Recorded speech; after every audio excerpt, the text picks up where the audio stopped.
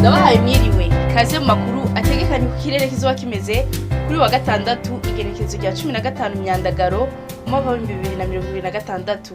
Mu gatondo hitezwe ikirere ca kamizuba hacemwe n'ibicu bike bike mu ntara zose zigize igihugu cacu. Hazoba hakanye gusumba ahandi ni Igitega mu ntara ya Gitega aho ibipimo by'ubushuhe bizoba bikiri °C 13. Ku muhingamo hitezwe ikirere ca kamizuba hacemwe n'ibicu bike bike mu ntara zose zigize igihugu cacu.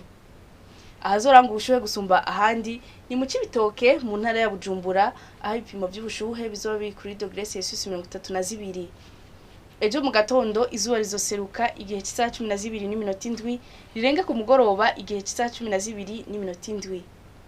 Amakuru ategekanye ikirere cyo kuri wa gatandatu ni ngaha agarukiye. Mwateguriwe n'ikigo Ijebu Belize Ngendakumana nije nabashikirije mwakoze kuyakurikira.